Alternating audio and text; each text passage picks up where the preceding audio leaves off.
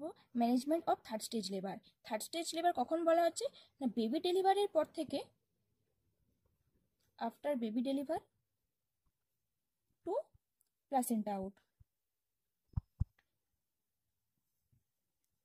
এই third stage labour দুইভাবে management করা হয়, একটা active management of third stage labour, একটা এক্সপেক্টেড ম্যানেজমেন্ট। এই active management of third stage লেবারকে অনেক সময় AMTSL ও বলা হয়। আজ আমরা পড়বো active management of third stage লেবারের স্টেপগুলি।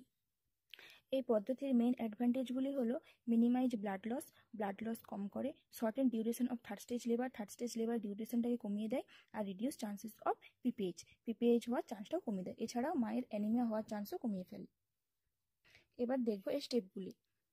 অ্যাট ফার্স্ট বেবি ডেলিভারির 1 মিনিটের মধ্যেই আমরা হয় অক্সিটোসিন 10 ইউনিট IMA দেবো, অথবা মিসোপ্রোস্টল 60 ইউজি 600 ইউজি দেবো পার ওরালে, অথবা মিথারজেন 0.2 mg দেবো IMA। এই তিনটি মেডিসিনের মধ্যে যে কোনো একটি মেডিসিন দিতে হবে বেবি ডেলিভারির 1 মিনিটের মধ্যে। তারপর আমরা কি করব, ডিলে কট ক্ল্যাম্প।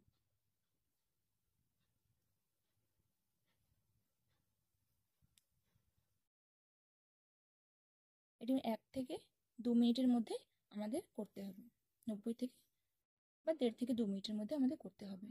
তারপর কি করব আমরা, তারপর ক্ল্যাম্প করব, কট ক্ল্যাম্প করব, তার সঙ্গে লাইগেট করব।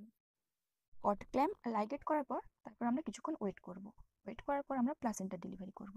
কীভাবে প্লাসেন্টা ডেলিভারি করব, CCT মানে কন্ট্রোল কট ট্রাকশনের মাধ্যমে।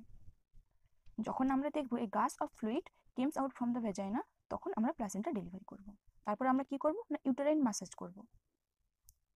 এই যে ছবিটি রয়েছে এটি কন্ট্রোল কট ট্রাকশনের একটি ছবি। এক্ষেত্রে কি করা হয় না, আমাদের লেফট হ্যান্ডকে ইউটেরাসে সাপোর্ট দিতে হবে, আর রাইট হ্যান্ডে এই কচার ফরসেপকে ভালো মতো করে ইউটেরাইন কট আম্বালিকাল কটটাকে জড়িয়ে তারপর আমাদের ধীরে ধীরে টানতে হবে। এইভাবে কন্ট্রোল কট ট্রাকশন করে প্লাসেন্টা আউট করতে হবে। আর ইউটেরাইন ম্যাসাজের ক্ষেত্রে সেক্ষেত্রে কি করতে হবে, 4 ফিঙ্গারকে ইউটেরাসের পেছনে রাখতে হবে আর থামকে ইউটেরাইনের সাইডে রাখতে হবে। এবার আমরা কি করব না, প্লাসেন্টা এক্সামিনেশন করব।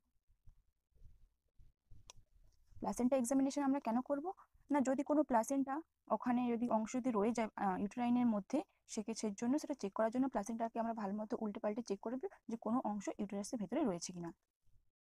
যদি রয়ে যায় সেক্ষেত্রে আমাদের ম্যানুয়ালি সেটা রিমুভ করতে হবে। তারপর কি করব, তারপর আমরা জেনারেল ট্র্যাকটা এক্সামিনেশন করব যে সেখানে কোনো ইনজিউরি রয়েছে কিনা বা রিপেয়ারের কোনো প্রয়োজন আছে কিনা।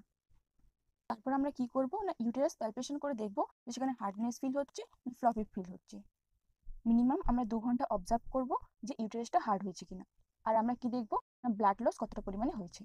তারপর আমরা নিউবর্ন কেয়ার প্রোভাইড করব।